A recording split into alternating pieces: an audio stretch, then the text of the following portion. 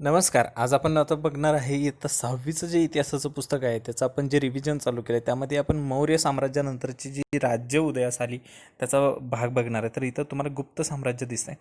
आता हे गुप्त साम्राज्य ज्यावेळेस बघतोय त्यावेळेस आपल्याला दिसतंय की इथं वरती पुरुषपूर आहे. दिसतंय का इथं? हे जे पुरुषपूर आहे हे आजचं पेशावर आहे. जे पुरुषपूर आहे ते आजचं पेशावर आहे. आणि त्यानंतर खाली आपल्याला इकडं पूर्वेला दिसत आहे. मी आता तुम्हाला एक एक करून नावं सांगतो.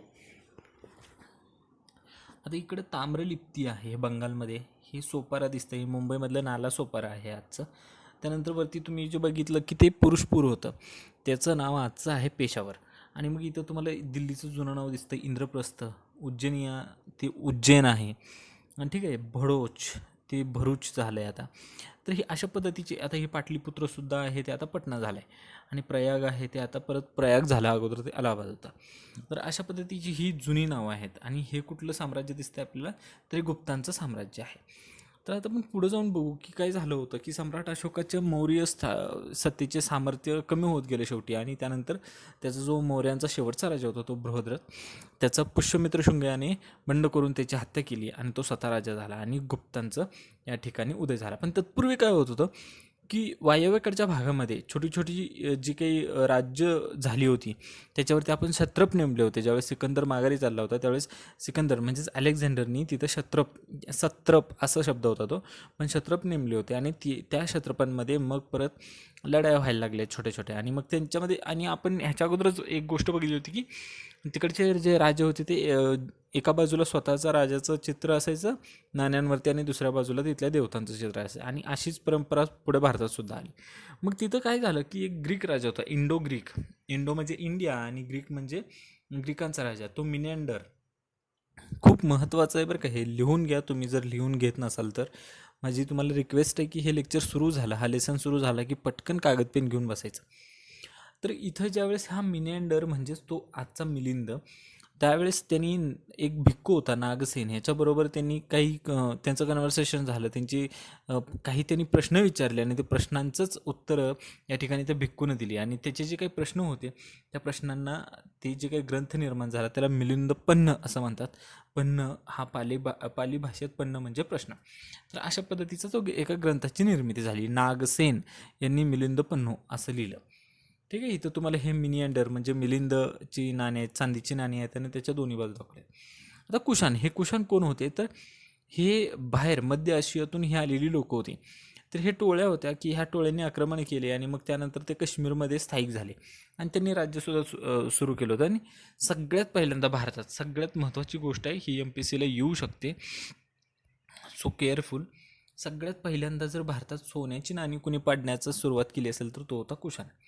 आता कुशाण राजाने सर्वात पहिल्यांदा काय केलं, सोन्याची नाणी पाडली आणि त्याच्यावरती गौतम बुद्धांचं आणि भारताच्या देवतांचं त्या ठिकाणी प्रतिमा म्हणून वापर करायला सुरुवात केली. आता हे ज्यावेळेस आपण बघितलं त्यावेळेस इथे तुम्हाला सोन्याचं नाणं दिसतंय आणि त्या सोन्याच्या नाण्यावरती एका बाजूला गौतम बुद्ध आहेत आणि एका बाजूला वेगवेगळ्या देवतांची चित्र आहेत. आता इथं जे कनिष्क आहे ना, कनिष्क, तर ह्याच्याबद्दल थोडी माहिती दिली आहे. आणि हे असे बॉक्सेस खूप महत्त्वाचे असतात, त्यामुळे ह्या अशा बॉक्सेसकडे कधी पण लक्ष द्यायचं. तर सोन्याचे नाणे, त्यानंतर हे नाणे सम्राट कनिष्काने पाडले. आणि त्यानंतर त्याच्यावरती त्याने काय लिहिलं, आता हे काय विचारलं जाणार नाही, शाओ नानो शाओ कनिष्को, कारण ह्यात कनिष्क नाव आहे तर ऑब्व्हियसली आपल्याला उत्तर समजून जाईल. तर मग त्याच्यावरती त्यांनी काय केलं तर बद्दो म्हणजेच बुद्ध असं सुद्धा त्यांनी त्या ठिकाणी कोरलं होतं. मग त्यानंतर बघा, आता गुप्त राजघराणे जे होतं तर ते गुप्त राजघराण्याचे संस्थापक कोण होते तर तुम्हाला जोड्या लावायला येऊ शकतं तर श्रीगुप्त आणि मग समुद्रगुप्त आणि दुसरा चंद्रगुप्त. आणि हे चंद्रगुप्त हे गुप्त घराण्यातले आहेत. आणि तो जो अगोदरचा चंद्रगुप्त होता तो मौर्य डायनेस्टीतला होता. तर इथं गफलत करून नाही घ्यायची. मग आता समुद्रगुप्त जो होता का नाही त्याच्याबद्दल आपल्याला त्याचं वर्णन दिलं आणि विचारलं तर आपलं चुकलं नाही पाहिजे कधी. तर ह्यासाठी सगळ्यात महत्त्वाचं काय आहे की त्याचा जो राज्यविस्तार होता तो अतिशय मोठा होता. म्हणजे तमिळनाडूतल्या पासून म्हणजे कांची ह्याच तमिळनाडूमध्ये येतं, तिथंपासून हा किनारपट्टीचा प्रदेश त्यांनी जिंकला. त्यानंतर त्याचा सगळीकडे दबदबा निर्माण झाला आणि श्रीलंकेतलं म्हणजे सगळ्यांनी त्याच्याबरोबर मैत्रीचे करार करायला चालू केलं होतं. त्यानंतर त्यांनी त्याचं जे उल्लेख आढळतो आपल्याला तो प्रयाग प्रशस्ती, अलाहाबाद प्रशस्ती या ठिकाणी होतो. आणि सगळ्यात महत्त्वाचं म्हणजे त्याला वीणा वादनात प्रचंड तो प्रवीण होता आणि तशी त्यांनी नाणीसुद्धा त्या ठिकाणी काढलेली आहेत. तर वीणावादन तो करत होता. प्रयाग प्रशस्ती आणि अलाहाबाद प्रशस्ती. ठीक आहे. तर असं एक नाणं आहे की ज्याच्यावरती तो स्वतः वीणा वाजवताना आहे, तर त्याच्या दोन्ही बाजू दाखवलेल्या आहेत. हां, आता हे झाल्यानंतर मग बघा त्याच्यावरती त्याने स्वतःचं नाव सुद्धा लिहिले. आता दुसरा चंद्रगुप्त जो आहे ना, तो त्याचा मुलगा कुणाचा, समुद्रगुप्ताचा. तर मग ह्यानी पण नंतर त्याची राज्याच्या सीमा वाढवल्या आणि मग तो दक्षिणेकडे वाकाटकांशी त्याने नातेसंबंध जोडले. आणि अजून एक इंटरेस्टिंग गोष्ट आहे बघा, की इथं दिल्लीजवळ मेहरौली म्हणून येथे एक लोहस्तंभ आहे. त्याचं चित्र आहे पुढं, खूप सुंदर आहे. तो 1500 वर्षापासून आहे, पण तो कधीच गंजला नाही, त्याला गंजच नाही लागला. तर त्याच्यावरून आपल्याला असं लक्षात येतं की तो जर गंजलेला नाही तर त्यावेळेचं तंत्रज्ञान किती प्रगत होतं. इथं लिहिलं आहे ना सर, तो अजूनही गंजलेला नाही. 1,500 वर्षापूर्वी असून सुद्धा तो गंजलेला नाही, याच्यावरून आपल्याला त्यावेळेसचं तंत्रज्ञान दिसतंय. आणि त्याच्यावरती चंद्र एवढंच त्या राजाचं नावचा उल्लेख आहे, तर तो दुसरा चंद्रगुप्त असावा असा त्या ठिकाणी मान्यता आहे.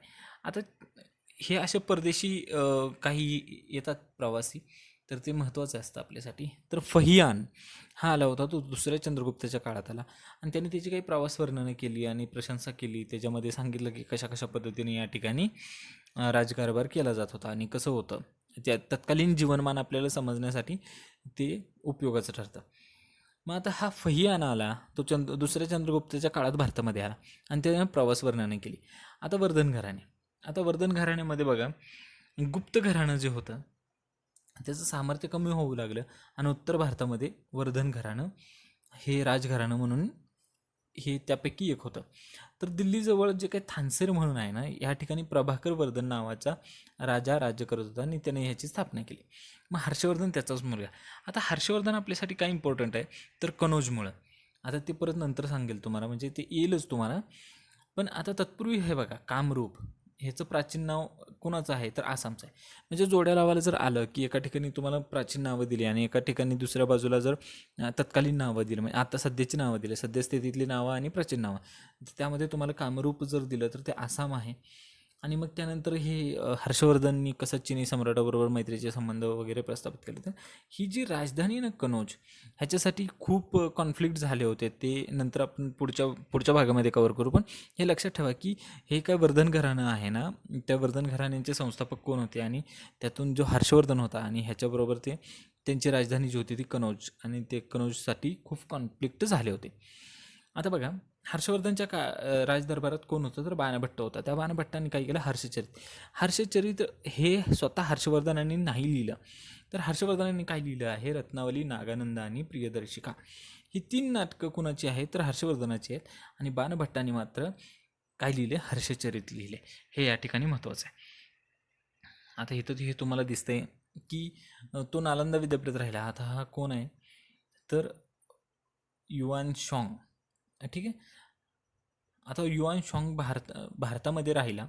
त्यानंतर त्यांनी काही वर्णनं लिहिली, त्यामध्ये महाराष्ट्रीयन लोकांसाठी खूप महत्त्वाचं असं वर्णन आहे की ते लिहिले की महाराष्ट्राचे लोक जे आहेत ते मानी आहेत, उपकार केले तर ते नेहमी स्मरण ठेवतात त्याचं, आणि कोणी अपमान केला तर त्याची गईही करत नाही. त्यांनी संकटात सापडलेल्या प्रत्येक माणसाची प्राण्याची पर्वा न करता त्याच्याशी ते मदत करतात. ठीक आहे. आणि त्यानंतर जर कोण शरण आलं तर त्यासाठी ते कोणताही अपाय करत नाहीत. अशा पद्धतीचं वर्णन कुणी करून ठेवलं होतं, तर युआन शॉंग हा भारतभर फिरत असताना त्यांनी महाराष्ट्राबद्दलचं ते वर्णन केलेलं आहे. आता हे नालंदा विद्यापीठ तुम्हाला दिसतंय. हे नालंदा विद्यापीठ खूप महत्त्वाचं विद्यापीठ आहे. तर त्यावेळेस खूप मोठ्या प्रमाणावर त्या ठिकाणी विद्यार्थी राहत होते. इवन त्या वसतिगृहात जाण्यासाठी, म्हणजे नालंदा विद्यापीठात जाण्यासाठी तुम्हाला त्यावेळेस प्रवेशद्वारावरतीच काही प्रश्नांची उत्तरं द्यायला लागायची. अशा पद्धतीचं त्यावेळेस होतं. तर आता बघा की या ठिकाणी कामरूप, मग अशा आपण बघितलं की कामरूप म्हणजे कोण, तर तत्कालीन आसामचं नाव होतं. तर त्याच्यामध्ये अलाहाबादमध्ये जे काही स्तंभालेख सापडले, तर त्याच्यामध्ये कामरूपच्या तिथल्या राजाचा उल्लेख आहे. आता ज्योतिषपूर जे आहे का नाही, प्राग्य ज्योतिषपूर म्हणजे आजचे आसाममधले गुवाहाटी शहर. आता हे झाल्यानंतर तुम्हाला इथं एक हे दिसतंय की Periplus of the Erythraean Sea हे एक पुस्तक होतं. पेरिपल्स म्हणजे काय, तर लाईक एन्सायक्लोपीडिया म्हणजे माहिती पुस्तिका, आणि द इरिथ्रियन सी म्हणजे तांबडा समुद्र. आणि ह्याच्या संदर्भात एक पुस्तक लिहिलं गेलं होतं आणि त्यामध्ये असा उल्लेख होता की हे जे किरादिया किंवा किरात लोकांचा प्रदेश असं जर वर्णन कोणाचं होतं तर ते कामरूपचं म्हणजे आसामचं केलं गेलं होतं.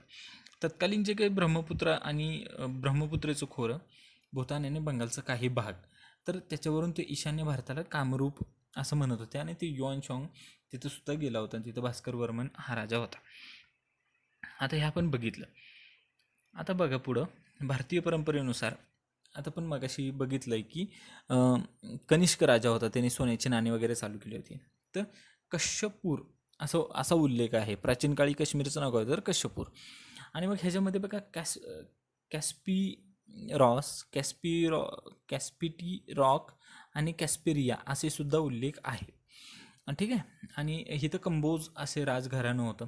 तर ह्याच्यावरून लक्षात येते की तुम्हाला कॅस्पिरी रिसॉक, कॅस्पी कॅस्पिटी रॉक आणि कॅस्पेरिया, कश्यपूर आणि कंबोज, ह्याच्यावरून आपल्याला एकंदरीतच लक्षात येते की नावं थोड्याफार प्रमाणात ती थोडं चेंज झालेली आहेत, पण आज पण ते काश्मीरच असणार आहे. ठीक आहे, हे समजलं आपल्याला. आणि इथं कल्लन एक होता, हे महत्त्वाचं आहे. कल्लन आणि अजून एक होता त्याच्यासोबत बिल्लन. तर कल्लनची काय हे त्याच्या राजतरंगिणीमध्ये, ठीक आहे, त्याने ही अशी माहिती दिलेली आहे की तिथं कोणती घराणी होती, कसं होतं. आता आपण पुढचं टॉपिक बघू की दक्षिण भारतात. आता हे झालं उत्तर भारतात, तसंच दक्षिण भारतामध्ये सुद्धा. आता दक्षिण भारतामध्ये मात्र 3 घराणी होती, चेर, पांड्या आणि चोल ही राजघराणी होती. आणि त्याच्यानंतर सातवाहन, वाकाटक, चालुक्य, पल्लव आणि राष्ट्रकूट. आज आपल्याला एवढं कव्हर करायचं आहे. आता इथं बघा, आता तुम्हाला हा थोडा दिसतोय का मॅप व्यवस्थित? हां, दिसतोय ना? तर इथं भडोच, त्याचं भरूच आहे. मग असे सांगितल्याप्रमाणे सोपारा म्हणजे नाला सोपारा. नाला सोपारा म्हणजे काय होतं इथं, तर शिलालेख होता कोणाचा? सम्राट अशोकाचा. कनेरी हे आजही गुहा आहेत तिथं. त्या कारली भाजीच्या लेण्या, जुन्नरचा आपला नाणेघाट, इथं दिसतंय नाणेघाट. ठीक आहे. हे तेरडोकी उस्मानाबादमधलं. हे कोल्हापूरचं जुनं नाव होतं प्राचीन काळातलं कुंडल. आणि मग इथं भोकरदन आहे, ते भोकवर्धन आहे बरं का. तर मग हे अशा पद्धतीची इथं नावं आहेत. इथं खाली बदामी दिसतंय, ऐहोळ दिसतंय, पट्टदकल. हे सगळं महत्त्वाचं आहे आपल्यासाठी. यांची नावं वगैरे लक्षात ठेवा, कोणत्या नदीच्या काठी हे लक्षात ठेवा. जुनी नावी, आत्ताची नावं हे काय आहेत हे बघून घ्या एकदा. वाटल्यास मी क्लीन करून देतो. हां, ह्याचा तुम्ही स्क्रीनशॉटसुद्धा घेऊ शकता. त्याच्यानंतर आपण जाऊ आता इथं बघितलं. आता हे 3 कुठले, तर इकडं केरळ होतं, ते चेर म्हणून होतं. चोल कुठं होते, तर तमिळनाडूमध्ये होते. आणि पल्लव थोडे वरच्या बाजूला होते. तर ही 3 राजघराणी त्यावेळेस अस्तित्वात होती. मग आता आपण हे 3 राजघराणी ज्यावेळेस बघतो त्यावेळेस आपल्याला काही महत्त्वाच्या गोष्टी आहेत. ह्याच्यामध्ये संगम साहित्य आहे, दिसतंय, तमिळ भाषेतील संगम साहित्य. याच्यामध्ये 3 राजसत्तांचा उल्लेख आहे. सम्राट अशोकाचा ज्यावेळेस उल्लेख होतो त्यामध्ये पेरिप्लस ऑफ द इरिथ्रेन्सी मगाशी आपण बघितलं. त्याच्यामध्ये जे काही मुजरीस नावाचं एक बंदर होतं, ते अत्यंत महत्त्वाचं होतं. ते चेर राज्यात होतं, म्हणजे आजच्या केरळमध्ये होतं. आणि त्या बंदरातून मोठ्या प्रमाणावरती मसाल्याचे पदार्थ आणि काय काय होतं, मसाल्याचे पदार्थ, मोती, मौल्यवान रत्ने, ह्या गोष्टी ह्या इटली, रोम किंवा पश्चिम म्हणजे युरोपमध्ये जात होत्या. थोडक्यात असं म्हटलं तर काही वावगं ठरणार नाही. त्यानंतर पंड्या ह्या राज्याचा विस्तार तमिळनाडूमध्ये होता. आणि तत्कालीन तिथं मोती होती. पंड्यांकडे जे होते मोती, त्यांची खूप मागणी होती बाहेर म्हणजे कुठं तर युरोपमध्ये. मदुराई ही पांड्यांची राजधानी होती. ठीक आहे. आता सातवाहन जे आहेत ना, हे पण महाराष्ट्राच्या दृष्टीने महत्त्वाचं आहे, कारण ते महाराष्ट्रामध्ये होते. आणि महाराष्ट्राचा विशेष संदर्भ आपल्याला MPSCने सांगितल्यामुळे आपल्याला ते गरजेचं ठरतं की सातवाहन कोण होते. तर सातवाहन ह्याचा जो राजा होता तो सिमुख होता, ह्याचा संस्थापक होता. आणि त्याने पुण्यामधल्या जुन्नर घाटातल्या नाणेघाट मगाशी आपण बघितला मॅपमध्ये, तिथं ह्या लोकांची नावं आपल्याला तिथं सापडतात. पण ह्यांचे एक वैशिष्ट्य काय माहिती आहे का, इतरांपेक्षा हे वेगळे कसे आहेत, तर हे आईचं नाव लावत होते. आईचे नाव लावायचे, म्हणजे गौतमी पुत्र सातकर्णी, आईचं नाव ते लावायचं, गौतमीचा पुत्र तो सातकर्णी. मग हे जे वेगळे पण होतं ना, ह्याच्यामुळं आपल्याला हे यांच्याकडे फोकस करणं महत्त्वाचं पडतं. मग आता इथं अजून त्यांच्याबद्दल जर बघितलं आपण, तर आता हे नाणेघाट कुठं आहे बघा. नाणेघाट जो आहे तो पुणे ठाणे जिल्ह्याच्या सीमेवरती आहे. म्हणजे जुन्नर मुरबाड जो रोड जातो ना, तिथं हा नाणेघाट तुम्हाला सापडतो. ह्या नाणेघाटाचं म्हणजे 5 किलोमीटर लांबीचा हा नाणेघाट आहे. आणि इथं जो आहे का नाही, हा कशाला जोडतो, तर हा घाट देश, हा जो घाट होता हा देश आणि कोकण यांना कनेक्ट करणारा एक दुवा होता. मुख्य व्यापारी मार्गावर होता. त्यामुळे हे महत्त्वाचं ठरतं. आणि इथं कुणाची सातवाहनांची मूर्त्या होत्या आणि त्यांचे प्राचीन शिलालेखसुद्धा आहेत. आता इथं बघा अजून एक गौतमीपुत्र जो सातकर्णी होता त्याचा जो उल्लेख आहे नाशिकच्या लेण्यामध्ये तो कसा आहे, तर त्रिसमुद्र तोय पीत वाहन. तोय म्हणजे पाणी, हे तर आपल्या सगळ्यांना माहिती आहे. म्हणजे त्रिसमुद्र म्हणजे तीन समुद्र कुठले, तर बंगालचा समुद्र, बंगालचा अरबी समुद्र, बंगालचा उपसागर आणि हिंदी महासागर, हे तीन समुद्र. त्याचं तोय, तोय म्हणजे पाणी. ठीक आहे, इथं तोय म्हणजे पाणी दिसतंय. आणि हे घोडे म्हणजे असा राजा की ज्या राजाचे तिन्ही घोडे तिन्ही समुद्राचे पाणी पितात.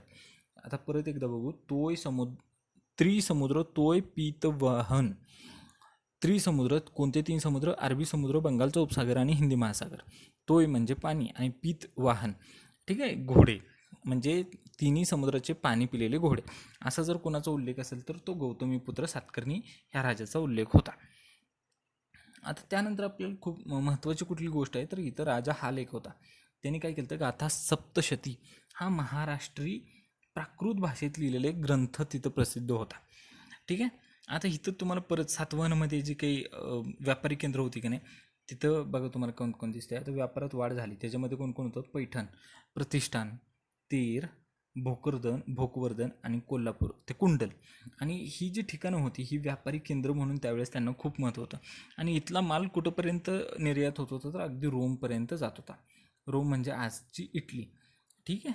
हां, आता इथं बघितलं ना तर तुमच्या बरोबर लक्षात येईल की आपण मगाशी तोय पीत असं त्रिसमुद्र तोय पीत असं म्हटलं होतं ना, तर इथं तुम्हाला ते जहाजाची चित्र दिसतात की ह्या नाण्यांवरती त्यांनी जहाजाची अशी चित्र काढलेली होती. ह्याच्यावरून कळतं की आपल्याला त्यांची समुद्रावरती सुद्धा या ठिकाणी कमांड होती.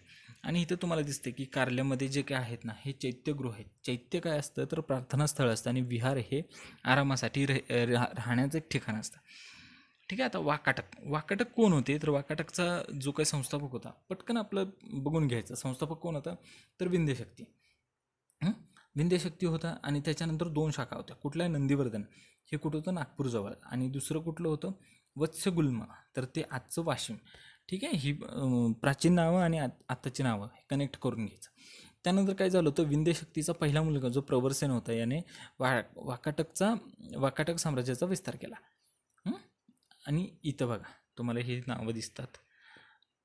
कुठं, कोल्हापूरचं जे जुनं नाव होतं प्राचीन काळाचं, म्हणजे तत्कालीन नाव काय होतं कोल्हापूरचं, तर कुंतल दिसलं. आणि मग हा जो दुसरा जो चंद्रगुप्त होता ना, ह्याचं जे लग्न झालं होतं ते कोणासोबत झालं होतं, तर दुसरा चंद्रगुप्त याची जी मुलगी आहे ना प्रभावती, हिचा विवाह दुसऱ्या रुद्रसेन या वाकाटक राजाशी झाला होता. आणि ह्यांनी अशा पद्धतीने हे संबंध यांचे बिल्डअप केले होते. ठीक आहे. आणि जे काही बौद्ध धर्माचे अनुयायी होता ना, त्या राजाचा एक मंत्री होता. त्यांनी ह्या ठिकाणी 16व्या क्रमांकाची लेणी, काय नाव होतं त्याचं, वराहदेव, त्या राजाचा एक मंत्री होता, वाकाटक राजा त्याचा मंत्री होता. त्यांनी ती लेणी खोदून घेतली होती. ठीक आहे. आता हे तुम्हाला सहज विचारलं जाऊ शकतं की आज हे बोधिसत्व जे पदम पाणी आहे, पदम म्हणजे इथं हातात तुम्हाला कमळ दिसते, हातात कमळ पकडलं, तर अजंठा इथं बोधिसत्व पदम पाणी यांचं तुम्हाला भित्तिचित्र दिसेल, हे गुहेमध्ये काढलेलं आहे. आणि मग सेतुबंध ह्याची रचना कोणी केली, मेघदूत याची रचना कोणी केली, तर या ठिकाणी वाचून घ्या. आता हे चालुक्य आहेत. आता हे चालुक्य कोण होते, तर हे चालुक्य घराण्याची शक्ती कुठं होती, तर कर्नाटकमध्ये होती. कर्नाटकमध्ये कुठं, कदंब कलचुरी इथं त्यांची सत्ता होती मोठ्या प्रमाणावरती. आणि ह्यांची राजधानी काय होती, तर वातापी, आजचं हे बदामी. तर ह्यांची राजधानी काय होती, तर बदामी होती. बदामीचं जे प्राचीन नाव होतं ते वातापी होतं. ठीक आहे. आणि मग इथं बदामी, ऐहोळे आणि पटदकल या ठिकाणची मंदिरंसुद्धा ह्या चालुक्य राजांनी त्यांच्या कारकिर्दीत बांधलेली आहेत. ही सुंदर असं मंदिर दिसतं. आणि हे तर पल्लव. आता हे पल्लव जे आहेत का नाही, तर हे कांचीचे पल्लव असं लक्षात ठेवायचं. कांचीचे पल्लव, ह्यांची कांचीपुरम ही राजधानी होती, एक प्रबळ राजसत्ता होती ती. मगाशी आपण बघितलं होतं मॅपमध्ये.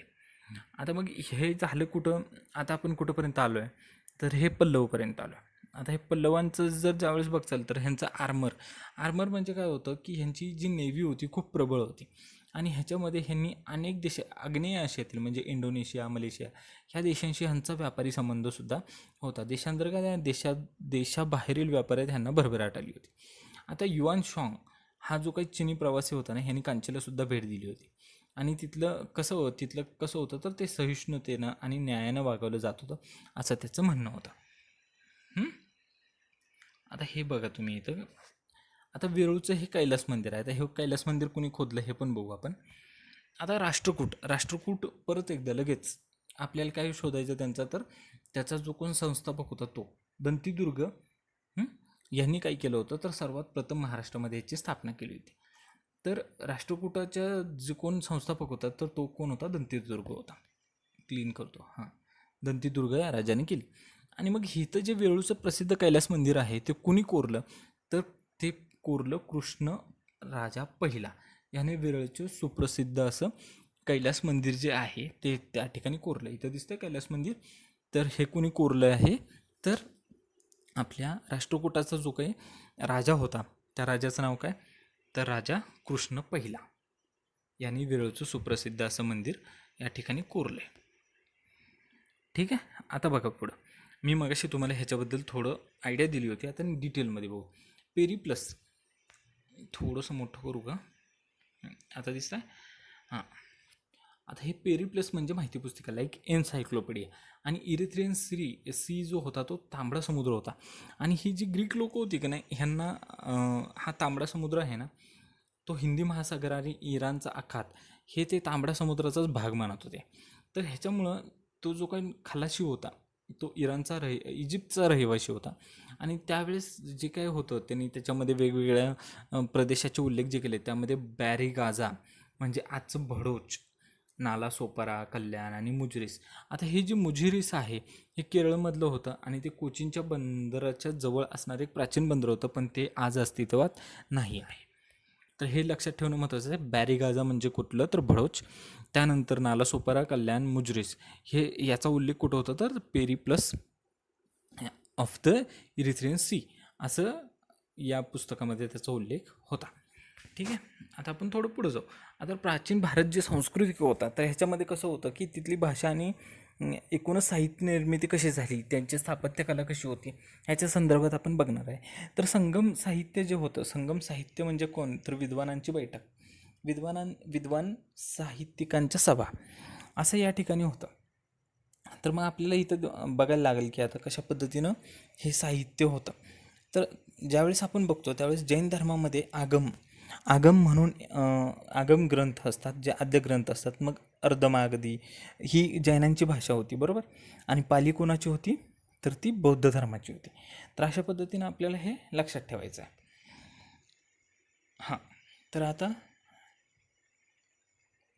हे प्राकृत हा शब्द कशापासून आला, प्रकृत म्हणजे निसर्ग. आणि ही जी लोकांची दैनंदिन भाषा होती त्याच्यापासूनच हा शब्दाचा उल्लेख झाला. आणि त्यातूनच ही महाराष्ट्री जी काय आहे या प्राकृतमधूनच मराठीचा सुद्धा विकास झालेला दिसून येतो. आता आपण ह्याचा अपभ्रंश होऊन काही आधुनिक भाषासुद्धा विकसित होत गेल्या. आता आपल्यासाठी महत्त्वाचं काय माहिती आहे का, ही बौद्ध धर्मामध्ये जे पाली लिपीमध्ये लिहिलं गेलेलं होतं हे तीन पिटक होते.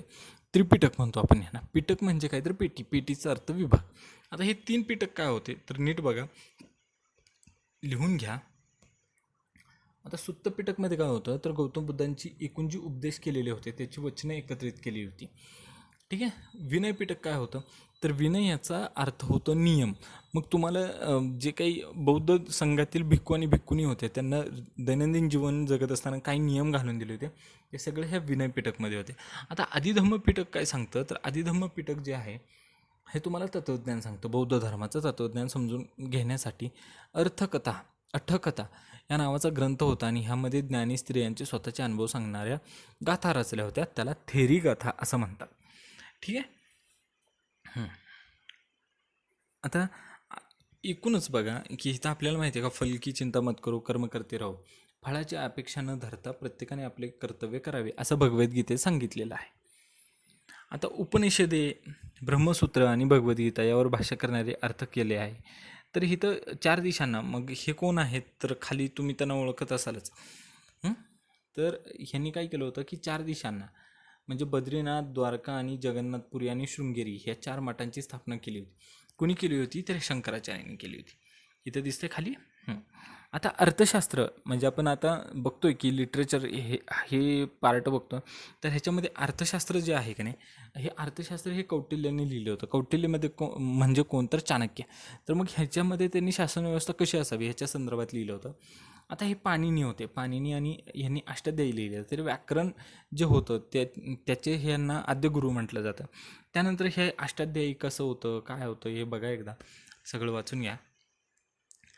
आणि मग त्यानंतर हे अर्थशास्त्र, आतापर्यंत आपण बघितलं की अर्थशास्त्र फक्त इकॉनॉमीशी संदर्भात नव्हतं, तर राज्याची कर्तव्य होती, मंत्री निवडण्याचे निकष होते, संरक्षणाची व्यवस्था, दुर्गांचे प्रकार, सैन्याची रचना, गुप्तहेरांची योजना, खजिन्याची आणि दफ्तरखान्याची व्यवस्था कशी असावी, न्यायदान कसं असावं, चोरीचा तपास, शिक्षेचे प्रकार, या संदर्भात सगळी चर्चा इत्थंभूतपणे कुठं केली, तर कौटिल्याच्या अर्थशास्त्रामध्ये केलेली आहे. आता अर्श आणि अभिजात महाकाव्य. आता आपण रामायण आणि महाभारत यांना काय म्हणतो, अर्शकाव्य असं म्हणतो. अर्श म्हणजे ऋषींनी रचलेले, हे दोन्ही आहेत हे ऋषींनी रचले, त्यामुळे त्यांना आपण अर्श महाकाव्य असं म्हणतो. हे तुम्हाला सगळं माहीतच आहे असं मी कन्सिडर करून पुढे जातो. ठीक आहे.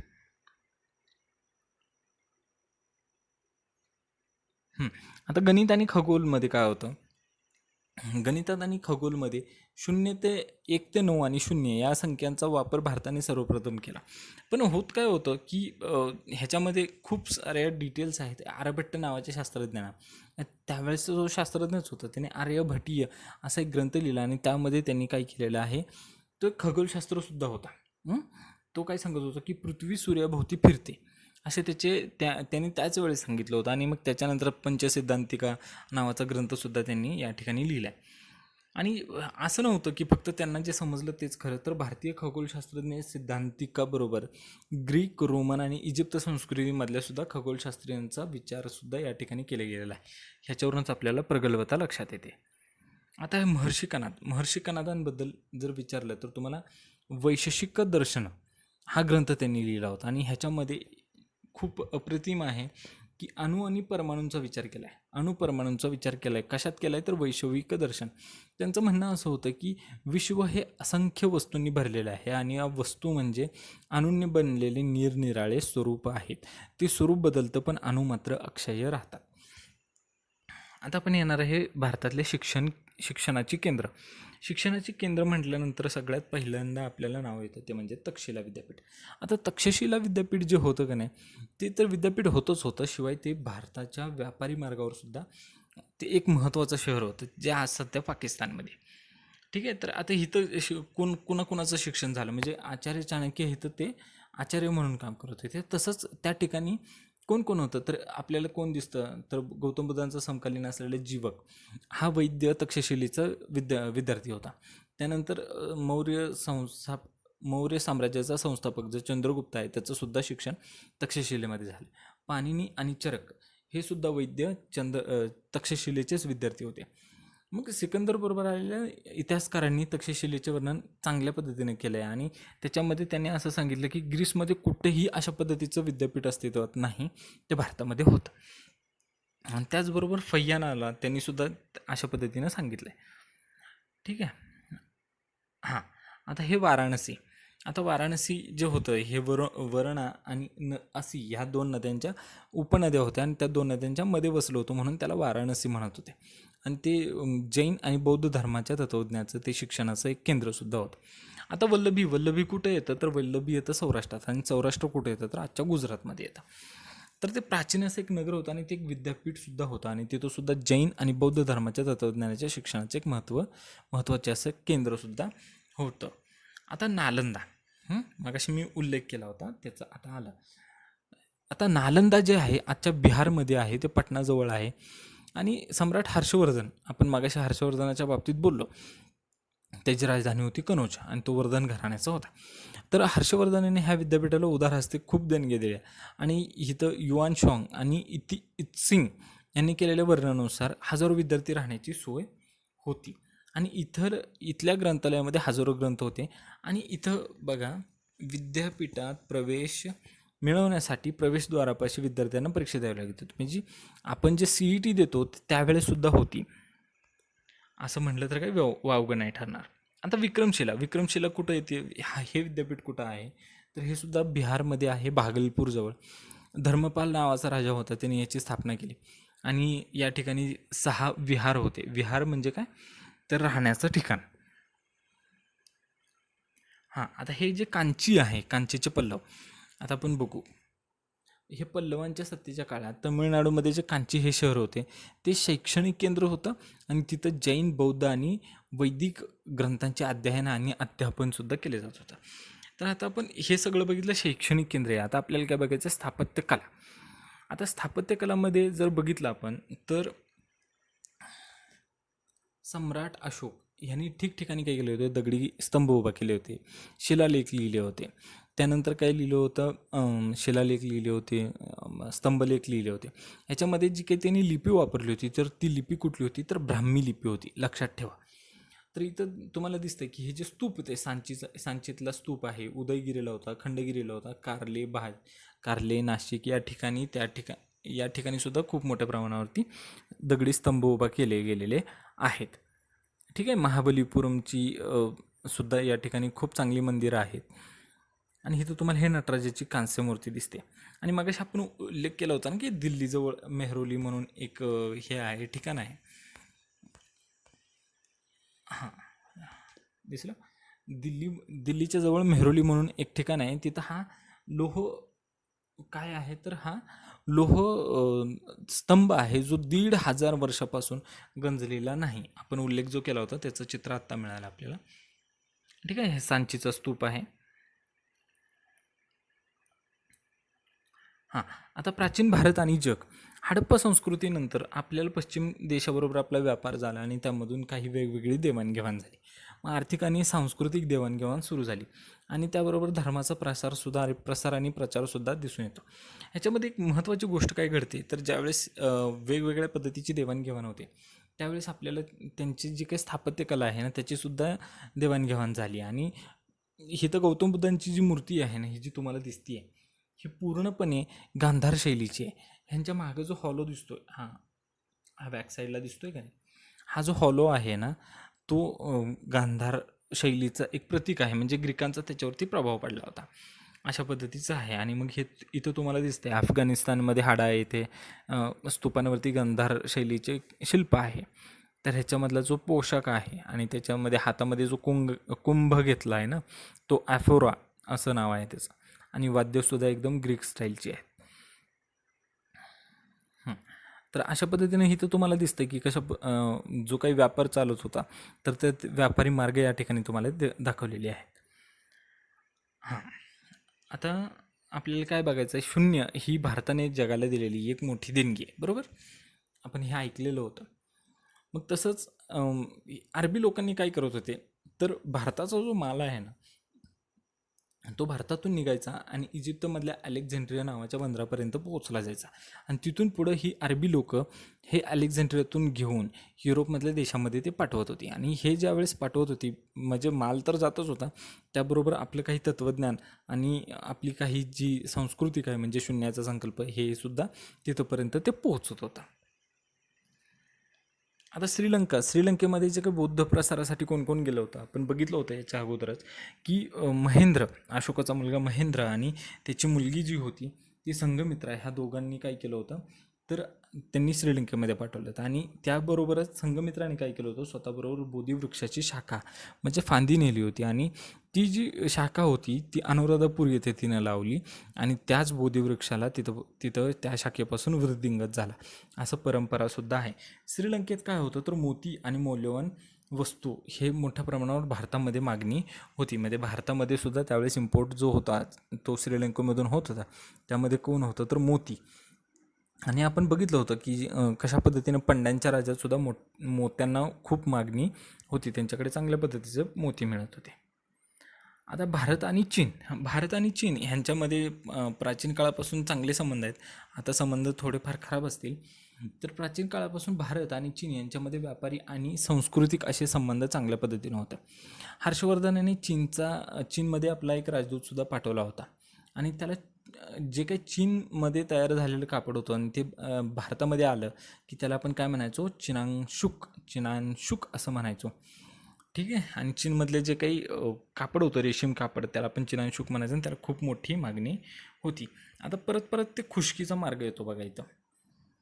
प्राचीन भारतातली व्यापारी ही चिनांकुशाकडे पश्चिमेकडील देशामध्ये पाठवत होते. म्हणजे काय होत होतं की भारतामध्ये चीनमधून जो काही माल यायचा तो नंतर पश्चिमेकडे पाठवण्यात असताना भारताचा रोल खूप मोठा होता आणि त्यासाठी झाला रेशीम मार्ग म्हणतात. आणि हा जो खुष्कीचा मार्ग होता, आता खुष्कीचा मार्ग म्हणजे नेमका कुठला क्लिअर करतो. हा जो रेशीम मार्ग आहे हा खुष्कीच्या मार्गाने व्हायचा. खुष्कीच्या मार्गाने म्हणजे हिंदुकुश पर्वतामध्ये ज्या दोन खिंडी आहेत, बोलन खिंड आणि खैबर खिंड, ह्या खिंडीच्या माध्यमातून जो काही व्यापार होत होता तो खुष्कीच्या मार्गाने चालणारा व्यापार असं म्हणून ओळखलं जात होतं. तर महाराष्ट्रामध्ये सुद्धा एक महत्त्वाचं असं औद्योगिक म्हणजे व्यापारी केंद्र होतं, ते म्हणजे नाला सोपारा. ते फक्त सोपारा लिहिले, पण आता नाला सोपारा म्हणून आपण त्याला ओळखतो. समजलं इथंपर्यंत सगळं? तर अशा पद्धतीने आपलं हे पुस्तक आता कवर झालेलं आहे. तुम्ही जर अजून चॅनलला सबस्क्राईब केलं नसेल तर नक्की सबस्क्राईब करा, लाईक करा, कमेंट करा आणि अशा पद्धतीने आपण स्टेट बोर्डची वेगवेगळी पुस्तके घेऊन रिव्हिजनसुद्धा करणार आहोत. तुमच्या काही शंका असतील तर कमेंट बॉक्समध्ये मेन्शन करा. धन्यवाद.